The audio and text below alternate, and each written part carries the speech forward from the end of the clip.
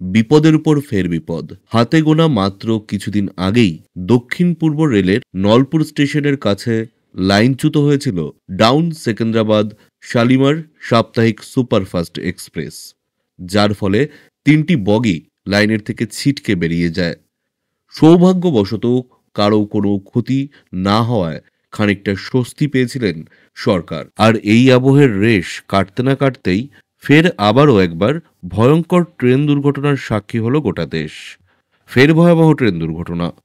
ট্রেনের সঙ্গে ট্রাকের মুখোমুখি সংঘর্ষ, ভেঙে চুরমার ট্রেন লাইন ও ইঞ্জিন, ব্যাহত হয়েছে ট্রেন চলাচল। চরম আতঙ্ক যাত্রীদের মধ্যে। এর ফলে চিৎকার চেঁচামেচি শুরু হয়ে যায় যাত্রীদের ভেতর। রেলকর্মীরা তৎক্ষণাৎ পদক্ষেপ করেন, দুর্ঘটনাস্থলে হাজির হয়ে যাত্রীদের আশ্বস্ত করেন তারা।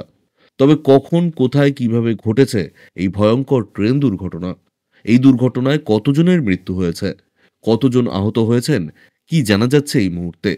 জানিয়ে দেব সম্পূর্ণ বিস্তারিত ভিডিওতে। তাই অবশ্যই ভিডিওটি শেষ পর্যন্ত দেখবেন এবং আপনি আপনার জেলার নাম ভিডিওর কমেন্ট বক্সে কমেন্ট করে আমাদের জানিয়ে দেবেন। আপনার জেলার নতুন কোনো খবর বেরিয়ে এলে আমরা আপনাকে জানিয়ে দেব।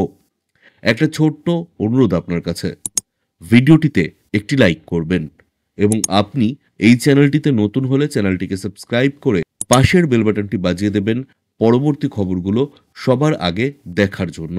ফের ভয়াবহ ট্রেন দুর্ঘটনা। ট্রেনের সঙ্গে ট্রাকের মুখোমুখি সংঘর্ষ হলো, ভেঙে চুরমার ট্রেন লাইন ও ইঞ্জিন, ব্যাহত হয়েছে ট্রেন চলাচল। ফের দুর্ঘটনার মুখে ভারতীয় রেল। ট্রেনের সঙ্গে মুখোমুখি সংঘর্ষ হলো কন্টেনার ট্রাকের। পুলিশ সূত্রে খবর, ঘটনাটি ঘটেছে আমিটি জেলার অযোধ্যা রায়বরেলি ক্রসিংয়ে। এই সংঘর্ষের জেরে গুরুতর আহত ট্রাকের চালক। ট্রেনের ইঞ্জিনের সামনের দিকে ভেঙে চুরমার হয়ে যায় এই দুর্ঘটনায়। শুধু তাই নয়, ট্রাকটিও ব্যাপক ক্ষতিগ্রস্ত হয়েছে বলে খবর। সেই সঙ্গে ভেঙে গিয়েছে ট্রেন লাইন ও বৈদ্যুতিক খুঁটি। এই দুর্ঘটনার জেরে ব্যাহত হয়েছে ট্রেন চলাচল।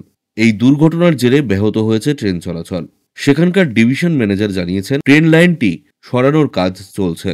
স্থানীয়দের দাবি, ট্রাকটি যখন রেল লাইন পার হচ্ছিল তখন গেট খোলা ছিল এবং প্রহরী সেখানে ছিলেন না। দুর্ঘটনায় আশঙ্কাজনক অবস্থায় হাসপাতালে ভর্তি ট্রাক চালক। তবে এখনও পর্যন্ত কোনো হতাহতের খবর মেলেনি।